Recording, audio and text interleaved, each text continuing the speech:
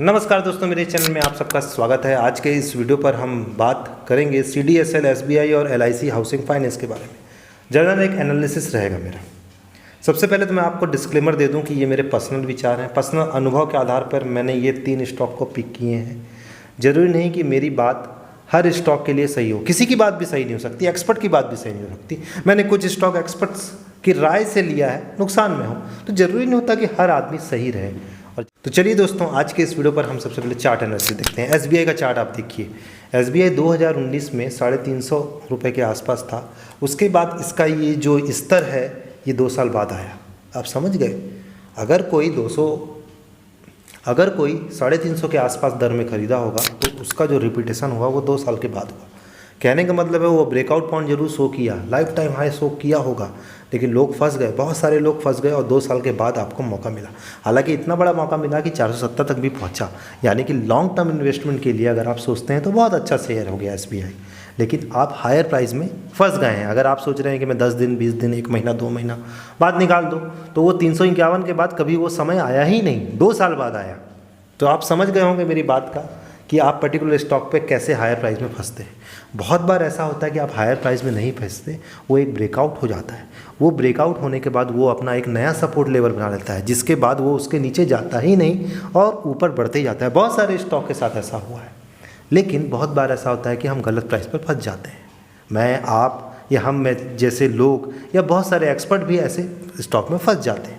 चलिए अब हम बात करते हैं CDSL के बारे में। CDSL को ASM लिस्ट में डाल दिया गया। ASM का मतलब होता है एडिशनल सर्विलेंस मेजर। इसका मतलब आप ये समझिए कि सेबी ऐसे स्टॉक को आपका ASM लिस्ट में डालता इसलिए है कि वो स्टॉक एक हफ्ते में आपका समझ लीजिए 50% बढ़ गया, 40% बढ़ गया। तो इतना ज़्यादा कैसे बढ़ गया भाई? उसका PE रेशियो और बाकी फंडामेंटल देखा जाता है, जो कि अच्छी बात नहीं है ASM लिस्ट में डालने के बाद, क्योंकि ASM लिस्ट में जाने के बाद वो शेयर का जो वैल्यू है वो कम हो जाता है।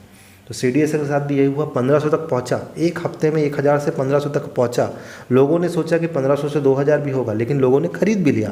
अब वो 1100-1200 में ही घूम रहा है। इस तरीके से हम फंस गए। हमें नहीं पता कि ये दोबारा 1500 के ऊपर कब आएगा। 2 महीने, 3 महीने, 4 महीने, 6 महीने, पता नहीं, हो सकता है 2 साल। अगर मैं बात करूँ आपका LIC हाउसिंग फाइनेंस के बारे में, एक समय पहले 700 रुपये भी पहुँचा था। आज इसका जो रेंज है वो 300 से 400 के बीच चल रहा है। जो लोगों ने 700 में लिया होगा, ठीक है, स्टॉप लॉस लगा के आप निकल गए होंगे, कोई दिक्कत की बात नहीं। लेकिन हर आदमी जब लेता है किसी शेयर को, अगर लॉन्ग टर्म की मैं बात कर रहा हूँ, मैं ट्रेडिंग की बात नहीं कर रहा हूँ, तो वो सोचता है कि आगे आने वाले समय में ये शेयर का प्राइस जरूर कभी ना कभी बढ़ेगा। लेकिन हम जब देखते हैं 3-4 साल का डेटा, वो साइकिल या समझ लीजिए वो पॉइंट कभी नहीं आ रहा, दोबारा रिपीट ही नहीं कर रहा है, वो रिपीटेशन कर ही नहीं रहा है। कैसे नहीं कर रहा है? क्योंकि अभी जो इसका प्राइस चल रहा है 300 से 400 के बीच चल रहा है, मतलब वो 700 अब नहीं पहुंच रहा। लगता भी नहीं है आगे आने वाले समय में कब पहुंचे।